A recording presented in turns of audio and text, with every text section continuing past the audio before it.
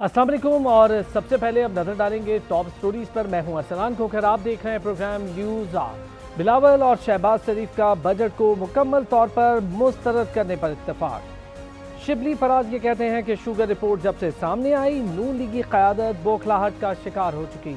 मोदी सरकार की हरधर्मी उरूज पर भारत के मकरू अज़ाइम फिर सामने। मकबूजा वादी में गैर कश्मीरियों को आबाद करने की साजिश बेनकाब।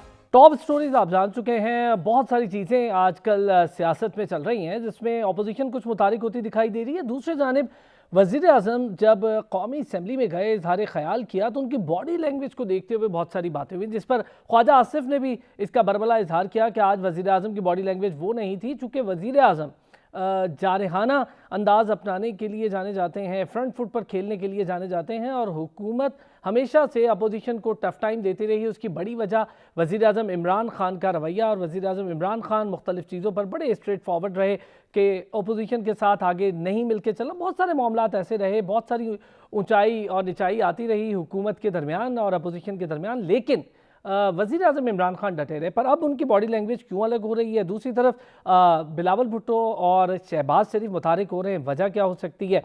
फिर कुछ चीज़ें सामने आ रही हैं जिस पर हुकूमत को परेशानी का सामना हो सकता है।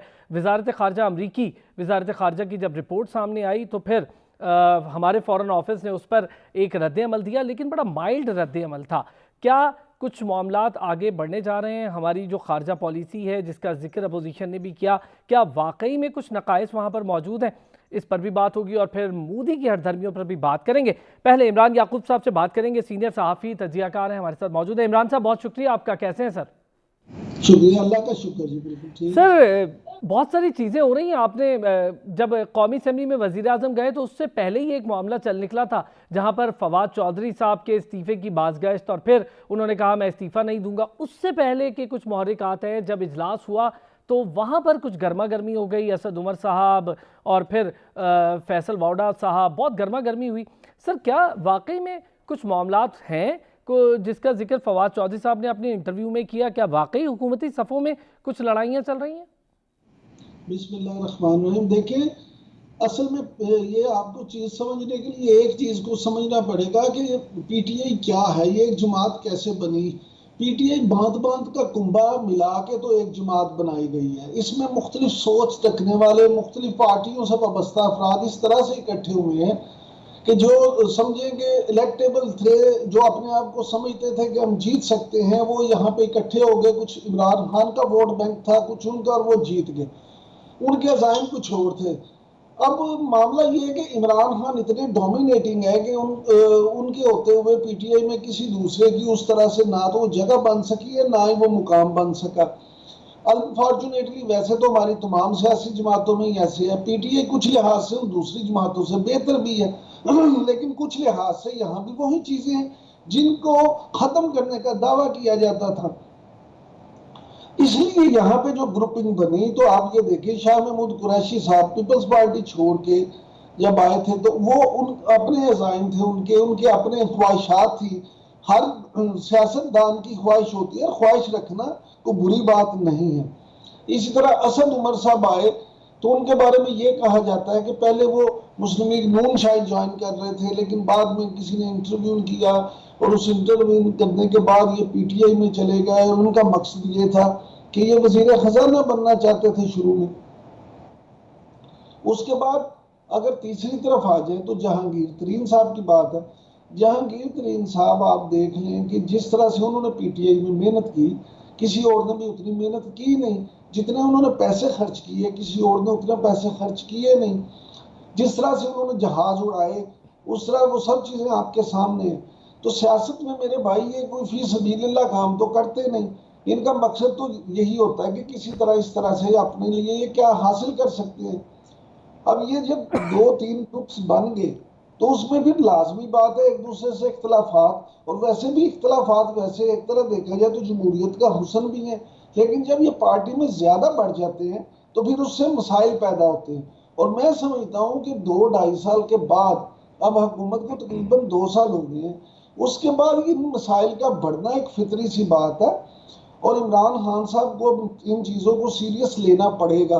और मैं समझता हूँ कि वज़ीर-ए-आज़म इमरान खान को शायद इस चीज़ का अंदाज़ा भी हो गया इसलिए अगर आप देखें तो जो उनकी बॉडी लैंग्वेज की कल से बात की जा रही है, वो इसीलिए थोड़ी सी डाउन थी कि उन्हें पता है कि अब चीजें को उस तरह से शायद उनके कंट्रोल में नहीं रही, चीजें उनके कंट्रोल से निकलती जा रही हैं।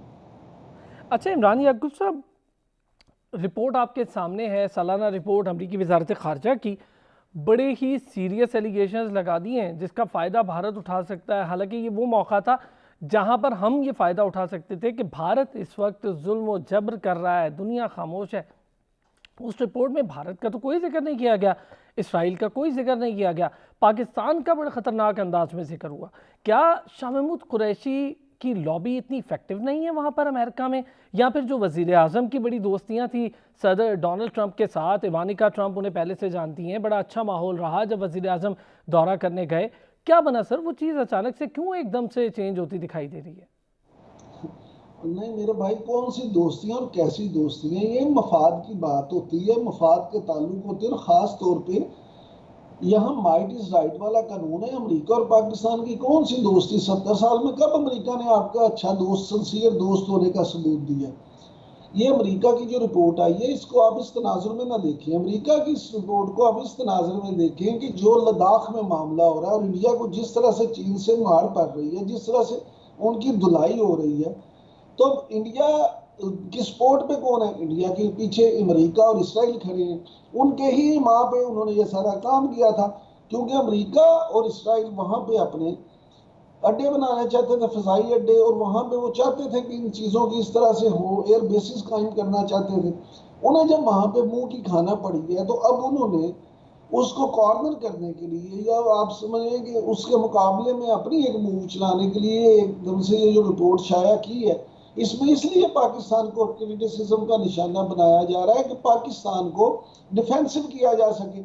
लेकिन चीन और पाकिस्तान के जो मामला है, ये अब तय हो चुका है कि इस खिते में अमन के लिए पाकिस्तान, चीन और ये जो नया एक ब्लॉक बनने जा रहा है, अगर ये अल्लाह करे बन जाता है, तो फिर अमेरिका की ये जो नापाक अज़ाइम है, ये कभी भी कामयाब नहीं होंगे। इसलिए मैं समझता हूँ कि ये रिपोर्ट और सिर्फ पाकिस्तान को अंडर प्रेशर करने के लिए। अब आ जाते हैं पाकिस्तानी हुकूमत और खास तौर पे शाह महमूद कुरैशी साहब और उनकी वजारत खारजा की कारकर्दगी पे। तो जनाब, ये कश्मीर का इशू हो या कोई इशू हो, आपको इनकी कारकर्दगी नजर कब आई है? कोई एक ऐसी चीज बता दें जिसमें इन्होंने अपनी को कारकर्दगी दिखाई हो। इनकी कारकर्दगी में तो शुरू से सवालिया निशान हैं। आपने क्या किया, क्या है? 1 साल होने को है, कश्मीरी बेचारे मजलूम अपने घरों में बंद है, कैद है, आप उनके लिए क्या कर सके? इसलिए कैसी कारकर्दगी, ये तो सवाल ही पैदा नहीं होता। अच्छा सर, मैं शेरी मज़ारी को आपने देखा, वो भी इस पर काफ़ी ज़्यादा बात करती हुई दिखाई देती है मुख्तलिफ हवालों से। फ़ॉरेन मिनिस्ट्री हमारी जिस तरह से काम कर रही है, फिर उसके बाद ख्वाजा आसिफ की स्पीच आपने सुनी कौमी असम्बली में, उन्होंने भी उसका जिक्र कर दिया कि गैर मुस्तकिल रुकन बनाने के लिए और वहाँ से रोकने के लिए पाकिस्तान ने क्या लॉबी की। वहाँ तो मुस्लिम ममालिक ने भी वोट दे दिया भारत को और 180+ वोट मिल गए। जनाब, मैंने पहले कहा, ये कमर्शियलिज्म का दौर है। इंडिया देखिए एक बहुत बड़ा मुल्क है, उसका इकोनॉमी साइज आप देखें क्या है। वो पूरी दुनिया के साथ बिजनेस कर रहा है, यूरोप के साथ, अमेरिका के साथ, सब जगह पे उनके माली मफादात अटैच है। पाकिस्तान के साथ वहाँ किसी का क्या मफाद है? जब उन्हें ये पता है कि हमारे लिए बेहतर है, तो पहला तो उनका प्लस पॉइंट ये है। दूसरी बात ये है कि आपकी वजारत खारजा, उसकी कारकर्दगी का आप ये देख लें कि फिर मैं दोबारा आ जाऊंगा कश्मीर पे। जब ये कश्मीर में मुजालिम शुरू हुए, जब वो 370 आर्टिकल किया गया, तो मुझे बताएं कौन सा इस्लामी मुल्क था जिसने इसकी मजम्मत की हो, जो आपके साथ चलाओ? आप कौन से इस्लामी ममालिक की बात करते हैं? सर उन जो इस्लामी साथ थे, ममालिक को मैं अगर जिक्र आप करूं, उन जो साथ सुने, थे आपके तुर्की या मलेशिया, उस कॉन्फ्रेंस में तो गए नहीं पाकिस्तान। नहीं, मेरी बात सुने कि तुर्की और मलेशिया को छोड़ दें, आप सऊदीया की बात कर लें। सऊदीया जो आपका सबसे बेहतरीन आप दोस्त होने का दावा करते हैं, सऊदीया ने क्या किया? वो वहां खरबों रुपए की इन्वेस्टमेंट तो इंडिया में कर रहा है। यूएई में जो आप दुनिया का सबसे बड़ा मंदिर वो बना रहे हैं। इंडिया के साथ उनके मामला इस तरह से हैं। तुर्की और मलेशिया जो है वो आपके साथ थे, आपने उस कॉन्फ्रेंस में जाने से इनकार कर दिया। आप तो खुद अंडर प्रेशर होते हैं जब, तो फिर वो दूसरे मामला जो है, इससे दूसरे लोगों को मौका मिलता है। तो इसका मतलब ये हुआ कि जो फिर वज़ीर-ए-आज़म साहब ने कहा और फिर जो अपोजिशन ने उन पर ताबड़तोड़ हमले किए, तो यकीनी तौर पर वो सवालात बनते भी थे। सर, इस वक्त अपोजिशन कुछ मुतारिक है, लेकिन काफ़ी अरसे से मियाँ शहबाज शरीफ बड़े बैकफुट पर हैं। ज़ाहिर है नवाज शरीफ साहब का वापस आना अभी तो किसी भी जो एनालिस्ट हैं उनको नहीं दिख रहा, लेकिन शहबाज शरीफ साहब जब पाकिस्तान होते भी हैं तो बड़े बैकफुट पर होते हैं और हमजा के लिए भी मुश्किलात आपके सामने हैं। बिलावल भुट्टो ने कह दिया कि हम बजट को मुस्तरद कर देते हैं। दोनों मुस्तरद करने से सर क्या फ़ायदा होगा? ये सारी आप देखिए, कुछ नहीं, ये सियासी धमकियां होती हैं, गीदड़ बत्तियां होती हैं। आप देखेंगे होगा क्या, बजट मंजूर भी हो जाएगा, इसी तरह आप ये सब नौकरी भी करेंगे, ये ऐसी बात नहीं है। शहबाज शरीफ साहब आप देखें, जब आए थे उन्होंने हुकूमत से ये कहा था कि जी मैं, मेरी खिदमात हासिल है, आप कोरोना पे मेरी खिदमात ले लें, मैं काम करने को तैयार हूँ। अब हुकूमत को चाहिए ये था कि अगर हुकूमत ये समझती है कि जी शहबाज शरीफ ने सिर्फ एक सियासी बयान दिया था, तो आप उनको एक्सपोज करते, आप उनको कहते आए जनाब हाजिर हैं, हमारी आप मदद करें। आपने खुद उन्हें एक मौका दे दिया कि जनाब आपने उनसे काम नहीं लिया। अब वो वहाँ जो भी कहें उनकी बात जी, वो तो कहते हैं कि मैं करने आया था। अब उसके बाद वो खुद कहते हैं कि जी मैं कोरोना, उन्हें पहले खतरा था कि हो ना जाए, फिर वो खुद कोरोना का शिकार हो गए, उसके बाद आइसोलेशन में चले गए। अब ये सारी चीजें अगर आप देखें तो ये मामला तो इसी तरह से हैं। ये बहुत सारी हमारे जो अपोजिशन लीडर है उनको हुकूमती रवैये की वजह से फायदा पहुंच रहा है। ठीक है सर, ये बताएं कि बिलावल भुट्टो असम्बली में मौजूद होते हैं, बात भी करते हैं। शहबाज शरीफ साहब का आपने जिक्र खुद भी कर दिया, नहीं होते और कई जगहों पर वो खुद दिखाई नहीं देते। बिलावल भुट्टो लेकिन काफ़ी ज़्यादा एक्टिव दिखाई दे रहे हैं। सर, सदर जरदारी का वो टेलीफोन और फिर वो बात करना चौधरी मंसूर और कमर जमान कायरा से, उसको कैसे देख रहे हैं आने वाले दिनों में? क्या वाकई में कुछ बेहतरी होने जा रही है पीपल्स पार्टी के लिए? उन्होंने तो कहा है कि अच्छा टाइम आने वाला है। देखिए, पीपल्स पार्टी कोशिश तो करेगी ना खला को पूर्ण करने की। अगर आप देखें, अगर पीटीआई की हुकूमत नाकाम हो जाती है तो उसके बाद आप क्या समझते हैं, अगर पीटीआई की हुकूमत परफॉर्म नहीं कर पाती तो लोग दोबारा पीटीआई को उस तरह से वोट तो नहीं देंगे। अब जो एंटी मुस्लिम लीग नून वोटर है, उसको अगर पीटीआई से भी मायूसी होती है तो वो क्या करेगा? उसलिए फिर पीपल्स पार्टी के चांस हैं कि पीपल्स पार्टी की सीटें उनकी या वोट बैंक कुछ बढ़ जाए। दूसरी तरफ ये है कि अगर पीटीआई परफॉर्म नहीं करती तो मुस्लिम लीग नून का रूठा वोटर फिर वापस उनकी तरफ चला जाएगा। तो ऑब्वियसली अगर ये दोनों परफॉर्म, दोनों जो है पीपल्स पार्टी और नून लीग, इनको पीटीआई की हुकूमत की नाकामी का बराह रास्त फायदा इन दोनों को ही होगा। लेकिन मैं समझता हूँ कि बिलावल जिस अंदाज में अपने आपको पेश कर रहे हैं तो ज्यादा फायदा उन्हें हासिल हो सकता है। अच्छा सर, फिर सिंध वाला मामला अक्सर आपने देखा होगा, अक्सर औकात वज़ीर आज़म सिंध पर काफ़ी तनकीद करते हैं। गुज़िश्ता रोज़ चीफ जस्टिस ने भी कहा कि आपने डिक्टेटर कहा एक वज़ीर आला को, लेकिन क्या आप उसकी वजाहत कर सकते हैं? सर, सिंध के इकदाम को देखते हुए, सिंध की अपनी पोजीशन देखते हुए, तरक्की वाले मामला के इलेक्ट्रिक बड़े इशूज़ तो सिंध में खुद भी हैं, तो क्या इस तरह की सिचुएशन के होते हुए पीपल्स पार्टी को एज उठा सकती है? देखिए, जो भी आप कह लें, पीपल्स पार्टी कम से कम सिंध की सतह तक तो एक ऐसी हकीकत है जिससे आप इनकार नहीं कर सकते। अब आ जाते हैं, अगर आप बिलखसूस सिंध की बात करें तो उसमें तो अभी पीपल्स पार्टी को आप जितने जोर लगा के देख लिया, आप उसको ख़त्म नहीं कर सके। अगर आप बिलअमूम पूरे मुल्क की बात करें तो पीपल्स पार्टी की एक ऐसी जमात है जिसकी तमाम सूबों में पेनिट्रेशन है, जो तमाम सूबों में मौजूद है। बहरहाल थोड़ा वोट बैंक हो, ज़्यादा हो, उनकी अपनी हरकतों की वजह से, अपनी कहानियों की वजह से वोटर चाहे उनसे नाराज़ हो, लेकिन उनकी मौजूदगी ज़रूर है। अगर वो दोबारा फाल अपने वोटर को कर लेते हैं तो लाजमी बात है इसका फ़ायदा वो उठा सकेंगे। सर, इस वक्त शुगर इंक्वायरी ये कितना बड़ा डैमेज हो सकती है दोनों के लिए, एक तो हुकूमत और दूसरे अपोजिशन? देखें, अगर ये जो इंक्वायरी हुई है इसके मुताबिक वाकई ही इमरान खान सजा दिलवा देते हैं और लूटी हुई दौलत वापस आ जाती है तो फिर इसका फायदा पीटीआई को होगा। पीटीआई को इससे नुकसान नहीं होगा, अपोजिशन को नुकसान जरूर होगा। पीटीआई को फायदा इसलिए होगा कि लोग कहेंगे कि देखिए उन्होंने अपनी जमात के लोगों को भी सजा देने से गुरेज नहीं किया, उसका वोटर मजीद चार्ज होगा। लेकिन अगर इमरान खान साहब उनको सजा नहीं दिलवा पाते अगर उनसे वापस पैसे नहीं लिए जाते तो फिर इसका सबसे ज्यादा नुकसान भी पीटीआई को ही होगा। सर, जो फवाद चौधरी साहब वाला सारा मामला सामने आया, ज़रा इसको दूसरे एक पैराए में देख लेते हैं। मैं आपसे ये भी जानना चाहूँगा कि जो बहरान सर उठा रहे हैं बड़ी तेज़ी से, हम देखते हैं कहीं पर बिजली का बहरान बड़ी तेज़ी से सर उठाने लगता है, दूसरी तरफ हम जिन माफियाज का जिक्र सुनते रहे वज़ीर आज़म से, उनमें से फिर कुछ हुकूमती हलकों में भी निकल आए चीनी माफिया। अब आटा गायब हो रहा है पिंडी भर में, गुज़िश्ता 2-3 दिन से ये मामला चल रहा है कि आटा भी नापैद है, नहीं मिल रहा। इसी तरह लाहौर के कुछ इलाकों से शिकायत आती देखी, फिर कराची, बड़े शहरों में ये मामला चल रहा है। सर, ये अचानक से बहरान, पेट्रोल बहरान, आटा बहरान, चीनी बहरान, और फिर एक फार्मास्यूटिकल वाला मामला कि वो कह रहे हैं कि भारत से आप जो खाम माल है वो मंगवाएं, जो लाइफ सेविंग ड्रग्स हैं वो मंगवाएं। ये एक नया मामला भी जन्म ले सकता है। सर, एक साथ ये सारा कुछ होना, फिर ताजिर बिरादरी का नाराज़ होना, ताजिर बिरादरी अभी भी खुश नहीं है सेल्स टैक्स वाले मामले पर भी, और फिर जो शनाख्ती कार्ड की शर्त है वो अभी भी वहाँ पर बज़िद है कि इसको मुकम्मल ख़त्म क्यों नहीं करते।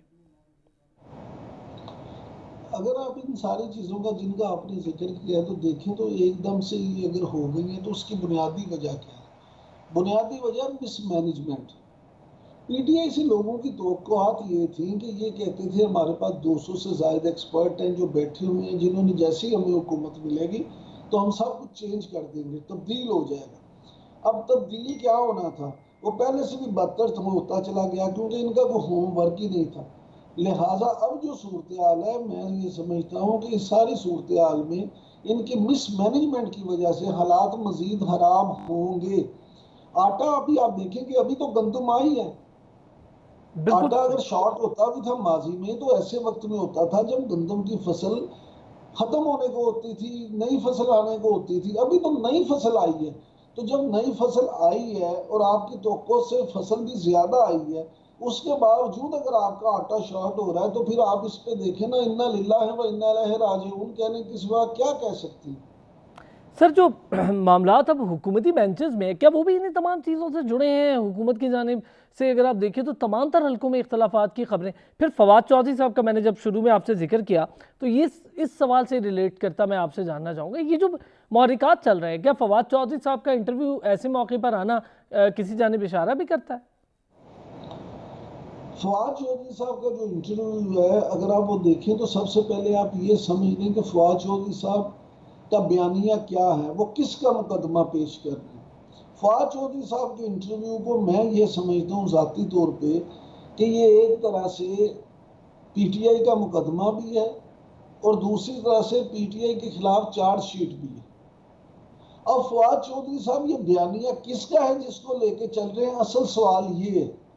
इमरान खान साहब के लिए ये चीज़ जो है ना बड़ी, मैं समझता हूँ कि सबसे अहम होनी चाहिए थी कि फवाद चौधरी साहब ने जिन चीज़ों की निशानदेही की है वो को पहली दफ़ा नहीं है। आप समझ लें हर बंदे को पता है कि ये ग्रुपिंग है, इस तरह से मामला आता है, ये है।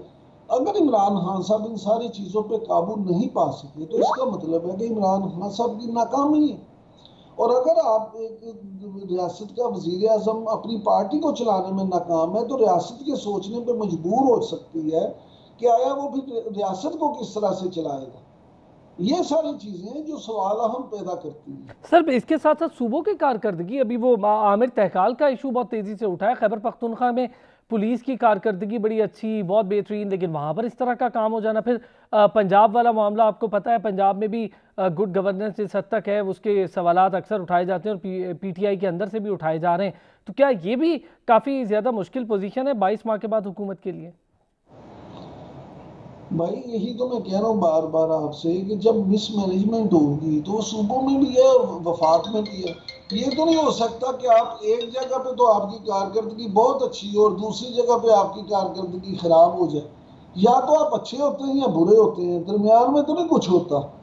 इसलिए ये आपको देखना पड़ेगा कि आप सूबों में भी क्या कर रहे हैं, वफाक में क्या कर रहे हैं। वफाक सूबों की कारकर्दगी का असर बराह रास्त वफाक पे होगा और ख़ास तौर पर पंजाब जैसा सूबा जो आपका सबसे बड़ा सूबा है, वहाँ पे अगर आप परफॉर्म नहीं कर पा रहे, वहाँ पे आपने एक ऐसा चीफ मिनिस्टर बिठाया है जो बेचारा पता नहीं उनमें वो कैपेसिटी नहीं है या वो कर नहीं सकते या कर ही नहीं पाते। तो ये सारी चीज़ें आपको देखना पड़ेगी। बहुत बहुत शुक्रिया इमरान याकूब साहब, सीनियर सहाफ़ी तजज़ियाकार। तमाम तर इशू जो कि पॉलिटिकल मामलात इस वक्त मुल्क भर में चल रहे हैं उस पर बात कर रहे थे। एक ब्रेक लेंगे, ब्रेक से वापस आएंगे तो ज़रा मकबूजा कश्मीर में जो भारतीय जारियत है फिर उस पर बात करेंगे। और बैनुल अक़वामी बिरादरी खामोश है, कब से खामोश है, क्यों खामोश है, हम क्या कर सकते हैं और क्यों नहीं कर पा रहे, इन तमाम तर चीज़ों पर बात करेंगे एक ब्रेक के बाद।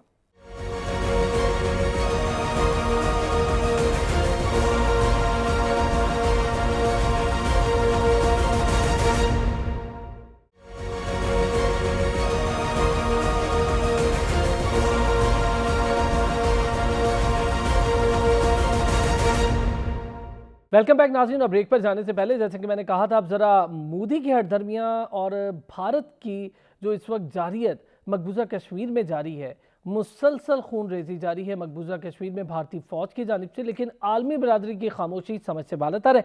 ऐसे ही मौके पर अमरीकी वजारत ख़ारजा की रिपोर्ट का आना और फिर उसमें भारत जैसे मुल्क जिसको अब पूरी दुनिया टेररिस्ट मुल्क करार दे रहा है, और फिर वहाँ जो हिंदुत्वा सोच पनप रही है बड़ी तेज़ी से, जो कि मुसलमानों के कत्ले आम की सबसे बड़ी वजह है, उसका जिक्र ना होना, क्या हमारी खारजा पॉलिसी में कहीं कोई कमी रह गई या फिर हमारे वजीर खारजा से कोई बेहतर लॉबी नहीं हो पाई? इन तमाम तर चीज़ों पर बात करेंगे। गालिब इकबाल साहब, साबिक सफ़ीर, हमारे साथ मौजूद है। गालिब साहब बहुत शुक्रिया सर, कैसे हैं आप? बहुत मेहरबानी जी, बिल्कुल ठीक ठाक सर। हालात आपके सामने हैं मकबूजा कश्मीर के, फिर नरेंद्र मोदी की हुकूमत का टेन्योर आपके सामने है सर। मुस्तकिल ये टेन्योर जारियत पर मबनी है, कत्लो गारतगिरी पर मबनी है। मोदी जब हुकूमत में वजीर आज़म नहीं बने थे तब से वो कातिल मशहूर हैं। गूगल ने उनको टॉप लिस्ट पर टेररिस्ट रखा हुआ था, वो वजीर आज़म बन जाते हैं, अमेरिका में बासानी चले जाते हैं और डोनाल्ड ट्रंप उनका हाथ उठा लेते हैं, वहाँ पर साथ खड़े होकर दोस्ती के वादे निभाए जाते हैं। और उसके बरक्स हम देखते हैं जो वजारत ख़ारजा, अमरीकी वजारत ख़ारजा की रिपोर्ट है वो पाकिस्तान के लिए कितनी नुकसानदेह है, एक ऐसे मौके पर जब पाकिस्तान से दहशत गर्दी का मुकम्मल तौर पर सफाया हो चुका है, हमारी आर्म फोर्सेस ने जान मारी है इस काम के लिए। देखिए, आपने असल में 3-4 सवाल एक ही सवाल में जुड़ के रख दिए हैं, वो मैं आपको सबका बारी बारी जवाब देता हूँ। सबसे पहले तो ये है कि प्राइम मिनिस्टर मोदी की जो हुकूमत है उसके बहुत ग्रैंड डिजाइन्स हैं। वो लोग आगे बढ़ना चाहते हैं, अपने आप को एक सुपर पावर या मिनी पावर या रीजनल पावर के तौर पे दिखाना चाहते हैं। अनफॉर्चुनेटली फॉर देम जो ग्राउंड रियलिटीज हैं वो उनकी जो ग्रैंड डिजाइन्स है उससे मुताबिकत नहीं रखते, जिसकी वजह से बहुत फर्क पड़ जाता है। क्योंकि उनकी सोच है कि हम आसमान पे चले जाएं, चांद पे अपने उतर जाएं, लेकिन ना उनके पास वसाइल है और ना करने का कोई तरीकाकार है। उसकी वजह से ये चीजें जो है जरा मुख्तलिफ होने शुरू हो जाती है। दूसरी चीज ये है कि भारत जो है इस वक्त मकबूजा कश्मीर में, चूंकि उनकी फौज बैटल हार्डन नहीं है और वो लोग फौज को एज अ पुलिस इस्तेमाल हो रही है, उनकी इससे बढ़कर उनका तजर्बा भी नहीं है। 9 लाख की फौज है जो कि एक कलील तादाद में वादी में जो निहत्ते कश्मीरी हैं उनके ऊपर उन्होंने उनको कर्फ्यू लगा के बंद किया हुआ है और वहां मारना चाह रहे हैं। तीसरी चीज जो है वो है, आप अमेरिकन रिपोर्ट की बात कर रहे हैं। अमेरिकन रिपोर्ट जो है इस वक्त दुनिया में कहीं भी कोई रिपोर्ट होगी, बिलखसूस मगरब ममालिक में, तो वो भारत के खिलाफ नहीं जाएगी। वो इसलिए नहीं जाएगी कि भारत इस वक्त बहुत बड़ी मार्केट है मगरब के लिए, और उनकी चूंकि लेबर कॉस्ट कम हो जाती है उसकी वजह से वो लोग कोशिश करते हैं कि भारत को किसी तौर पे नाराज ना किया जाए। आप फ्रांस की मिसाल ले लें, जर्मनी की ले लें, इंग्लैंड की ले लें, अमेरिका की ले लें, ऑस्ट्रेलिया की ले लें, जिसकी भी आप मिसाल लेंगे वो आपको साफ नजर आएगा कि वो लोग जो हैं अपने कारोबारी रवाबित की बुनियाद पर भारत को नाराज नहीं करना चाहते। पाकिस्तान के बारे में जो रिपोर्ट आई है अमेरिका की, वो मेरे ख्याल में इस हद तक मज़ाक़ खेज है कि जो भी उसको पढ़ेगा वो उसके ऊपर हंस ही सकता है, इससे ज्यादा कुछ नहीं कर सकता। क्योंकि वो रिपोर्ट जो है ना उसका कंटेंट ईमानदाराना है और ना उसके अंदर जो सब्सटेंस मौजूद है वो इस काबिल है कि उसको सीरियसली लिया जा सके। सर हम सीरियस ले ना ले, वो भारत के अंदर जो उनके टेलीविज़न चैनल हैं वो तो उसके लिए प्रोपेगेंडा शुरू हो गए, जबकि भारत खुद एक टेररिस्ट स्टेट है। हमारे वज़ीर आज़म को भी मैंने नहीं देखा सर जब कौमी असम्बली में इजहार ख्याल किया इस पर खुल के बोलते हुए। एक माइल्ड सा वजारत ख़ारजा की जानिब से एक रद्द अमल आया है कि जी बहुत अफसोस हुआ। सर वो अफसोस से ज़्यादा वाज़े तौर पर ये क्यों नहीं कहते कि ये तमाम तर चीज़ें फेक हैं, बेबुनियाद हैं? जब अफ़गानिस्तान में जाना होता है, वहाँ बैठना होता है, तो ज़ल्मे खलीलज़ाद यहाँ पर 100-100 चक्कर लगा जाते हैं, फिर वहाँ पर बैठने के लिए उन्हें पाकिस्तान की ज़रूरत पड़ती है। तो जब पाकिस्तान की ज़रूरत पड़ती है, तो पाकिस्तान फिर अपने बेहतरी के लिए जो सच बात है, जो हक़ बात है, उसके मकासद क्यों नहीं हासिल कर पा रहा? देखिए, मैं तो इस पे मेरी तो ज़रा मुख्तलिफ राय है। मेरे हिसाब से जब अमेरिका ने पाकिस्तान की मदद मांगी थी अफगानिस्तान में हालात बेहतरी की तरफ ले जाने के लिए और उनके ट्रूप्स के विड्रॉल की, और उसके कुछ ही अरसे के बाद भारत ने 5 अगस्त को मकबूजा कश्मीर के ऊपर नाजायज कब्जा कर कर वहाँ कर्फ्यू नाफिज कर दिया और लोगों को बिल्कुल कैद करके रख दिया था। तो पाकिस्तान को उस वक्त चाहिए था कि वो अमेरिका से कहते कि अगर आप हमारी मशरकी सरहदों की हिफाजत करवाने में मदद नहीं दे सकते और हालात वहां आप नॉर्मलाइज नहीं कर सकते, तो हम जो है आपकी मगरबी सरहदों पर मदद करने से कासिर होंगे। उससे अमेरिका के ऊपर प्रेशर पड़ता, वो अमेरिका के ऊपर आपको प्रेशर डालने की जरूरत थी। वो मौका ऐसा था कि हम उस वक्त अमेरिका के ऊपर प्रेशर डाल सकते थे, लेकिन हम लोगों ने नहीं डाला। वो अब निकल गया। लेकिन सफारतकारी एक इस किस्म का काम है कि इसमें अगर एक अपॉर्चुनिटी आपके हाथ से निकल जाती है तो मजीद अपॉर्चुनिटीज आपके पास डेफिनेटली आती हैं और आपने उसको एक्सप्लॉइट करना होता है कि आपके मफादात के बेहतरीन अंदाज से किस तरीके की वो निगरानी कर सकता है। तो इस वक्त भी आपके पास अपॉर्चुनिटीज मौजूद हैं और उनको आप इस्तेमाल कर सकते हैं और उसकी वजह से आपके हालात जो है वो बेहतर हो सकते हैं। सर, मईशत कोलैप्स कर रही है भारत की और मोदी की हिंदुत्वा पॉलिसियों की वजह से हम इसका इस्तेमाल नहीं कर पा रहे दुनिया भर में। कुलभूषण यादव की शक्ल में एक जीता जागता सबूत भारत की दहशतगर्दी का हमारे पास मौजूद है, इसका इस्तेमाल नहीं उस तरह कर पाए हम अब तक। उसके बाद आप देखें, भारत लाइन ऑफ कंट्रोल की मुसलसल खिलाफ वर्जियाँ कर रहा है दुनिया को बावर करवाने के लिए। सर, सिफारत खानों की कोई यकीनी तौर पर आप सफ़ीर हैं, आप ज़्यादा बेहतर जानते हैं, लॉबिंग होती है सर, एक बेहतर तरीके से लॉबिंग की जाती है, सफ़ीर वहाँ पर होता है। हमें क्या ये पता ही नहीं था या इसका अदराक ही नहीं था कि अमेरिका की जानिब से इस किस्म की रिपोर्ट बन रही है? देखिए, अमेरिकन रिपोर्ट को इतना सीरियसली मत लें आप, क्योंकि अमेरिका की इस वक्त जो हालत है वो आपको भी मालूम है, हमें भी मालूम है। अमेरिकन जो हैं वो इकोनॉमिकली इस वक्त डाउनहिल जा रहे हैं और उनकी इकोनॉमी का वापस आने का फिलहाल कोई ऐसा चांस नजर नहीं आ रहा। वो लोग तो यही कोशिश कर रहे हैं कि किसी तौर पे उनकी इंडस्ट्रीज चलती रहे ताकि एम्प्लॉयमेंट बना हो। उनका कुल इस वक्त जो फोकस है वो आइंदा आने वाले इंतखाबात के लिए है, जिसमें डेमोक्रेट्स और रिपब्लिकन्स जो हैं वो एक दूसरे की जान को आए हुए हैं कि हम लोग किसी तरीके के साथ ट्रंप को वहां से निकालें ताकि कोई और हुकूमत वहां लाके डेमोक्रेट्स अपनी कायम कर सके और वहां आ सके। उनको रिपब्लिकन्स में भी एतराज नहीं होगा कि अगर प्रेसिडेंट ट्रंप की जगह कोई और आता है और वो आ जाए तो शायद कोई इनको इतना मसला ना हो। लेकिन इस वक्त जिस हद तक पोलराइजेशन हो चुकी है अमेरिका में, वो पोलराइजेशन ऐसी है कि वहां की मईशत को शदीद झटका लगा है और लगता रहेगा। पहली चीज ये है। दूसरी चीज ये है कि आपने इस वक्त जो देखना है वो भारत के अजाइम क्या है उसको देखना है। भारत ने ना सिर्फ पाकिस्तान में बल्कि कश्मीर में भी मसला खड़ा किया हुआ है, उसने नेपाल में मसला खड़ा किया हुआ है, उसने बांग्लादेश के साथ खड़ा किया हुआ है, श्रीलंका के साथ खड़ा किया हुआ है, और सबसे जो रिसेंट है वो उन्होंने चीन के साथ मसला खड़ा कर रखा हुआ है। तो चीन के साथ उनके जो ख्वाहिशात हैं और जो उनके वसाइल हैं वो, जैसे मैंने पहले कहा, मुताबिकत नहीं रखते कि किसी तौर के ऊपर भी वो चीन के मुकाबले में कुछ कर सके। उनकी जो फौज है वो सिर्फ इस हद तक है कि वो लोगों को बंद करके पुलिसिंग का काम कर सकती है और उसके अलावा वो नहीं कर सकते।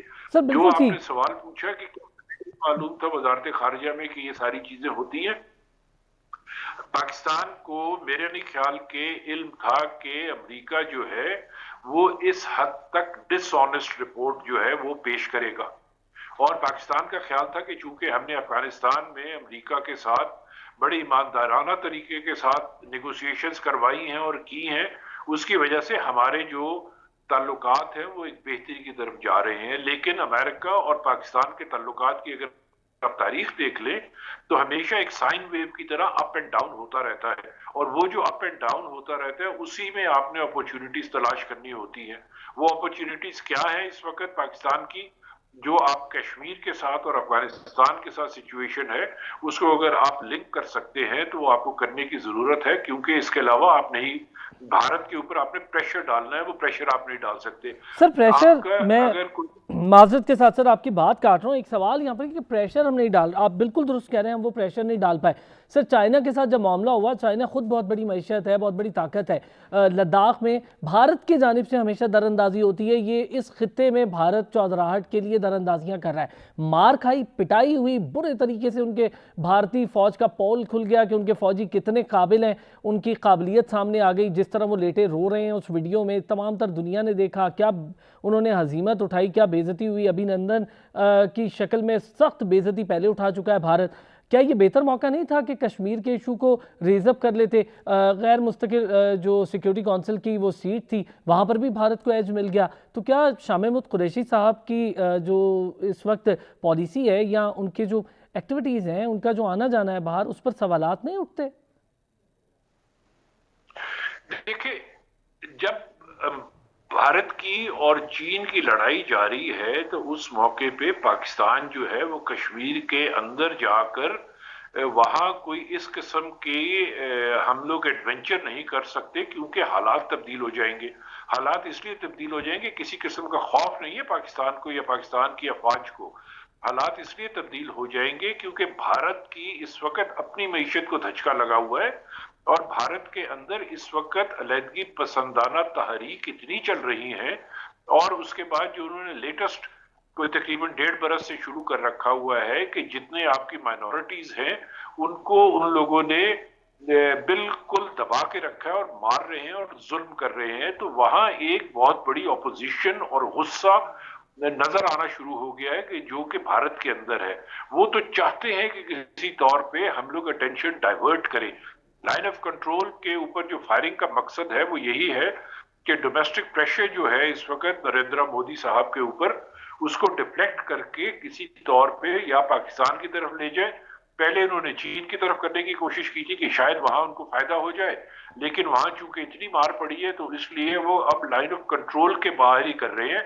इंटरनेशनल बॉर्डर या वर्किंग बाउंड्री के ऊपर ये इतनी ज्यादा जो मसाइल हैं वो खड़ा नहीं करने की कोशिश करते, लाइन ऑफ कंट्रोल के ऊपर ज्यादा कर रहे हैं। तो पाकिस्तान भी उसका जवाब दे रहा है, पाकिस्तान बतवातर उसका जवाब देता है। ये आप बार बार यही आपने सवाल पूछा है कि जी क्या खाना में कोई नाकामी की बात थी कि जिसकी वजह से ही हुआ। मेरे ख्याल में वजारत खारजा ने जो पॉलिसीज बनाई थी वो पॉलिसीज तो सही थी, लेकिन उसका पेस बहुत स्लो था और हम लोग बाकी दुनिया को ये बावर कराने में कामयाब भी नहीं हो पाए हैं सियासी तौर पे कि कश्मीर जो है वो डिस्प्यूटेड एक टेरिटरी है जिसके ऊपर एक तरीकाकार वजह कर दिया गया हुआ है जो कि यूनाइटेड नेशन सिक्योरिटी काउंसिल के तहत है। उस तरीकाकार के तहत अगर आपने जो कश्मीर का है वो डेस्टिनी आपने डिटरमिन करवानी है तो वो प्लेबिससिट के जरिए ही हो सकती है, उसके अलावा नहीं हो सकती। लेकिन चूंकि भारत, जो पहले मैं कह चुका हूं कि माशी तौर पे उसके जो रवाबत है वो ना सिर्फ मगरबी ममालिक के साथ है बल्कि ओआईसी ममालिक के साथ भी है, उसकी वजह से पाकिस्तान को वो जो आप चाहते हैं कि आपको फैसिलिटेट करे दूसरे ममालिक या किसी तौर पे आपका वो इस तरह साथ दें कि भारत को बिल्कुल बायकॉट कर दिया है, तो फिर समझ आ जाती है कि वो नहीं हो पाएगा क्योंकि उनके मईशत ऐसी है। दूसरी चीज ये है कि पाकिस्तान को आउट ऑफ बॉक्स जाने की जरूरत है। इस वक्त पाकिस्तान रवायती जो आपकी खारजा पॉलिसी है उसके तहत आप ये सारी चीजें अचीव नहीं कर पाएंगे। आपको डेफिनेटली भारत को जोड़ देने की जरूरत है, आपको ऐसा धचका लगाने की जरूरत है भारत को कि जिसकी वजह से वहां हालात जो है वो अब पाकिस्तान के हक में किसी तरीके से टिल्ट करना शुरू कर दे।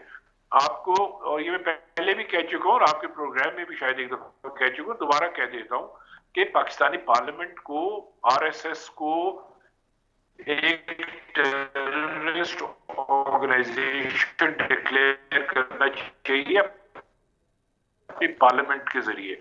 जब आप उसको टेररिस्ट ऑर्गेनाइजेशन कुछ अरसे के बाद, कुछ वर्षों के बाद जब हालात तब्दील हो जाते हैं तो उस वक्त डेफिनेटली आपको इसमें कोई ना कोई साथी मिलेगा और कोई ना कोई ममालिक जो है वो आकर आपका साथ देने को तैयार होंगे और डेफिनेटली वो भी उसको टेररिस्ट ऑर्गेनाइजेशन डिक्लेयर करेंगे।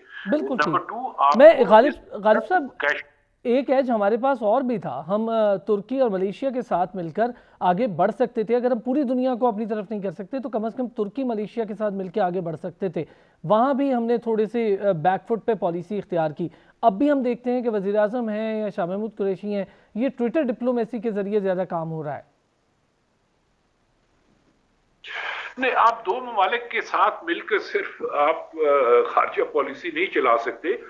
आपका मलेशिया और तुर्की के साथ हमारा बहुत ही अच्छा ताल्लुक है, बहुत गहरे ताल्लुकात हैं, लेकिन खारजा पॉलिसी चलाने के लिए एक दो ममालिक की बात नहीं होती। आपको यूनाइटेड नेशन में वोट्स की जरूरत होती है, और वोट्स की जरूरत के लिए आपको अपना इन्फ्लुएंस बढ़ाने की जरूरत है। अब आपकी small island developing, small islands जो है जितने भी छोटे हैं साउथ अमेरिका में, वह छोटे छोटे ममालिक हैं, किसी के 50,000 लोग हैं, किसी के 20,000 लोग हैं, किसी के 2 लाख हैं, किसी के 5 लाख है। पाकिस्तान को चाहिए था कि वहां अपनी सफारती नुमाइंदगी के लिए बेशक जूनियर लेवल के ऑफिसर्स ही भेज देता, लेकिन अपने छोटे छोटे सफारत खाने खोल के वहां ताल्लुकात बढ़ा के यूनाइटेड नेशंस में अपने वोट्स बढ़ाता। पाकिस्तान ने वो अपना इन्फ्लुएंस जो कि बढ़ा सकता है वो भी नहीं किया। पाकिस्तान ने जो अपना अफ्रीका में अपना इन्फ्लुएंस बढ़ा सकता है वो भी नहीं किया। Africa is a continent of the future and we need to get involve with Africa. हम लोगों ने ना यहाँ हम उनसे वोट्स लेते हैं, ना हम लोगों के साथ मिलकर आगे चलने को तैयार हो रहे हैं, और ना हम आउट ऑफ बॉक्स सॉल्यूशंस की बात कर रहे हैं। रवायती सफारतकारी जो है वो बहुत अच्छी होती है, लेकिन चूंकि पब्लिक डिप्लोमेसी में पाकिस्तान बहुत बुरी तरह मार खाता है, तो रवायती सफारतकारी जो है वो उसके साथ उतनी पावर और स्ट्रेंथ के साथ आगे नहीं बढ़ सकती जैसे कि जबकि पब्लिक और कन्वेंशनल डिप्लोमेसी मिलके चलती है। सो इसलिए जरूरी है कि पाकिस्तान इस वक्त जो है बाहर निकल के आपको कुछ ऑफेंसिव दिखाने की जरूरत है, और वो ऑफेंसिव दिखाए बगैर आप जो है इस वक्त हालात में एक जोल्ट नहीं पैदा कर सकते। जब आप ऑफेंसिव दिखाएंगे करेंगे तो उसके बाद ही जोल्ट आएगा, जो कि भारत को जिसमें तकलीफ होनी चाहिए। भारत को जब आप तकलीफ देंगे तो आपके लिए बेहतर अपॉर्चुनिटीज तैयार होती है। सर, हम अपने नेबरिंग कंट्रीज के साथ कितनी बेहतर तरीके से, कितनी इफेक्टिव तरीके से खारजा पॉलिसी चला पाए हैं, जरा थोड़ा सा आपका तजिया इस पर भी चाहिए। देखिए, मैं आपको बड़ी कैंडिडेट किस्म की अपनी ओपिनियन देना चाहूंगा इसके ऊपर, क्योंकि वजारत खारजा में 36 बरस गुजारे हैं, देखा है, बहुत से हुकूमतें आई हैं गई हैं। इस दौर में शायद इसकी वजह ये थी कि शाह महमूद कुरैशी साहब पहले भी वजीर खारजा रह चुके थे।